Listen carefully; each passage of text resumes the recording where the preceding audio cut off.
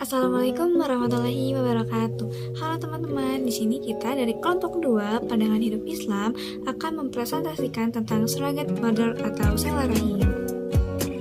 Sewa rahim merupakan perjanjian yang dilakukan oleh sepasang suami istri dengan seorang wanita untuk menjadi hamil terhadap hasil suami istri tersebut yang ditanamkan ke dalam rahimnya. Setelah melahirkan, bayinya harus diserahkan kepada suami istri tersebut sesuai dengan perjanjian yang telah dilakukan, dan ini disebut dengan surrogate mother. Tetapi penyewaan rahim ini bertentangan dengan syariat-syariat Islam, yaitu yang pertama, ketuhanan yang takdir. Islam mengajarkan bahwa setiap nyawa adalah karunia dari Allah, tetapi dalam melaksanakan praktiknya, surrogate mother ini melibatkan manipulasi genetik atau perubahan buatan yang berlebihan dapat dianggap sebagai interferensi terhadap takdir Allah. Yang kedua, kemanusiaan. Setiap individu memiliki martabat dan hak-hak yang harus dijaga. Tetapi dalam praktek surrogate mother ini berpotensi mengeksploitasi perempuan terhadap sewa rahim dan dapat merendahkan martabat anak yang akan dilahirkan ntar. Ini tidak sesuai dengan nilai-nilai kemanusiaan dalam Islam. Yang ketiga, keluarga. Keluarga merupakan institusi yang sangat penting dalam Islam.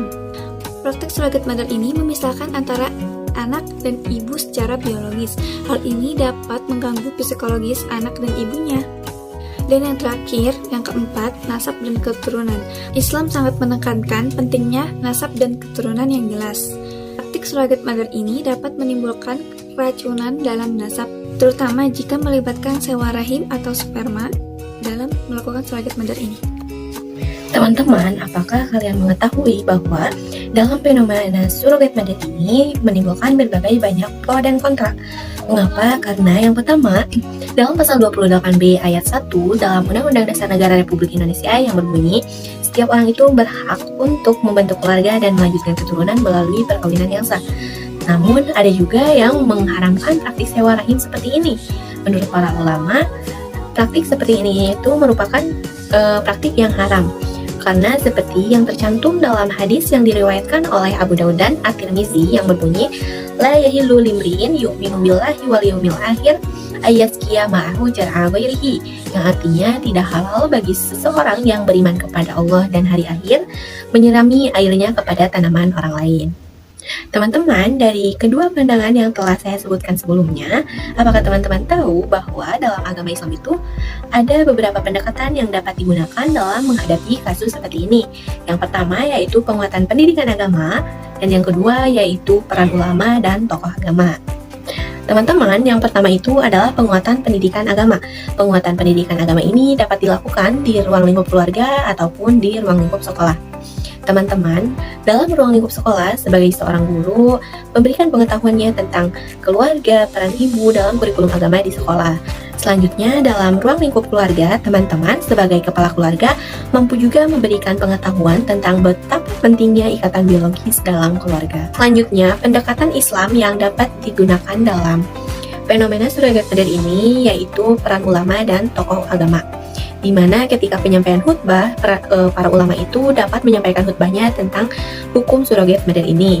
Dan bisa juga para ulama itu menyediakan layanan konsultasi bagi masyarakat yang mempunyai masalah ataupun mempunyai pertanyaan-pertanyaan terkait isu ini. Dan yang terakhir yaitu menekankan pentingnya ikatan nasab dalam keluarga. Teman-teman, apakah teman-teman juga tahu bahwa ada beberapa langkah atau strategi yang dapat teman-teman ambil untuk menghindari surrogate mother ini? Yang pertama yaitu mempelajari agama Islam lebih dalam, khususnya terkait masalah keluarga. Yang kedua yaitu menghormati fatwa ulama, di mana kita sebagai umat Islam, kita mengikuti fatwa ulama yang mayoritas itu mengharamkan praktik surrogate mother ini.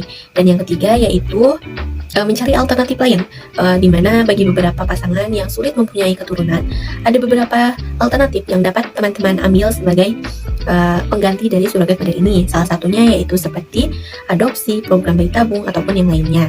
Dan yang terakhir, teman-teman bisa mensosialisasikan terhadap kerabat ataupun teman-teman dekat terkait surrogate mother ini, baik dari hukumnya ataupun strategi yang dapat diambil untuk menghindari praktik sewa rahim ini.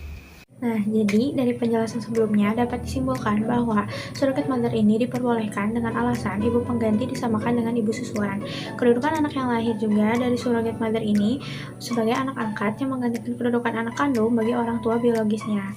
Namun dalam perspektif Islam, surrogate mother ini diharamkan sesuai dengan hadis yang diriwayatkan oleh Abu Daud.